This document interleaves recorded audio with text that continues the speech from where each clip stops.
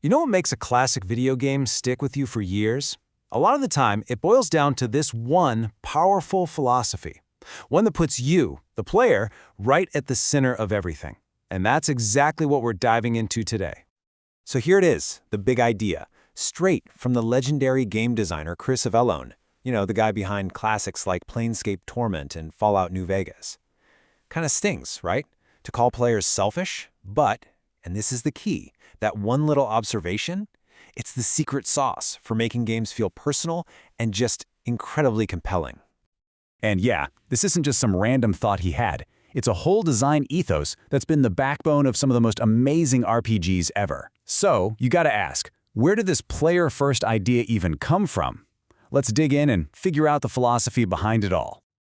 All right, to really get where Avellone is coming from, we have to rewind, way back, before fancy graphics, before sprawling digital worlds, back to a time of just paper, pencils, and dice.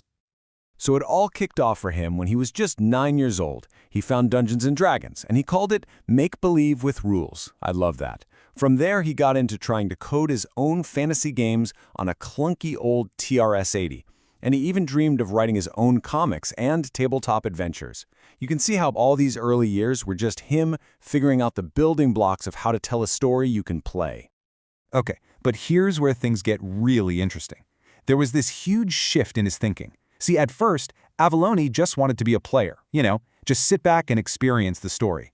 But nobody else in his group wanted to be the game master, so he stepped up, and it turns out he absolutely loved it. He loved building the world, guiding the story for everyone else, and that right there was the game changer. In this whole new way of thinking, it first showed up in a massive way in one of the most legendary RPGs of all time, Planescape Torment. This is where he decided to take on one of the most annoying habits in all of gaming, like head-on. Seriously, just think about it for a second. You're deep into an RPG, you make one wrong move, you die, and what's the first thing you do? Mash that load button, again and again. To Avellone, this wasn't just a player habit, it was a huge, glaring design flaw. He actually had a name for it, save scumming, and he saw it as a complete waste of everybody's time. I mean, it totally yanks you out of the experience, right? If you die and just instantly reload, you're not in the story anymore. You're just fighting the game's system.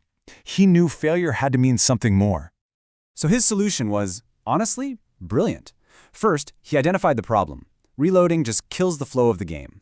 Then, he had this insight. What if failure wasn't a dead end? What if it was actually part of the story? And that led to the solution in Planescape Torment. In that game, death is not the end. It's literally a mechanic. You just wake up somewhere else, maybe with new information, and the story just keeps going. And you can totally see his D&D roots showing here. The whole idea is let the dice fall where they may. By taking away that fear of a hard game over screen, players feel free to experiment, to mess up, to just let the story happen. Suddenly, random chance and weird outcomes aren't problems to be reloaded away. No, they create drama. They make the final victory feel so much more real. Okay, so fixing death was a huge deal, but Avellone's philosophy goes way beyond that. He came up with a whole set of principles, all designed to serve that selfish player and make sure everyone gets their moment to be the hero. Because he realized that, hey, not everyone plays games the same way. On one hand, you've got the min-maxer. This is the player who's all about the stats and the most efficient build. They might skip every bit of dialogue. And then you've got the heavy role player. They want to talk to every single NPC. And here's the thing, a truly great game has to make space for both of them, without making either one feel like they're playing it wrong. So all this thinking kind of boils down to a clear set of rules for any designer. You've got to understand the player's power fantasy. You have to give every player a shine moment, that moment where they get to be the hero. And you can't tell them how to have fun. If they want to skip the story, let them. You have to remember, it's not your story you're telling, it's a shared experience you're building with the player. And man, here's a powerful warning he learned the hard way. There's this rule, don't give, then take away. So after his tabletop players went on this huge epic treasure hunt, he started the next adventure by just taking all their cool new items away. And the players, they almost rioted. The lesson is so simple, but it's crucial. You have to respect what the player has accomplished. Taking away their hard-earned rewards just feels like a total betrayal. All right, so when you put all these pieces together, right, from making death part of the story to giving every player their shine moment, what's it all for? What's the ultimate goal of all this?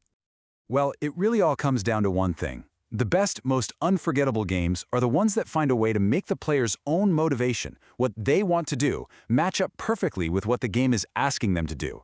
When those two things align, that's when the magic happens. It stops being a game and it becomes your story. And that really leaves us with one final thought, This philosophy, it isn't just about video games. Not at all. Whether you're telling a story, designing a product, teaching a class, the lesson is exactly the same. So the real question for anyone creating anything is this: how do you stop trying to tell your story and start building an experience that is truly, selfishly, all about them?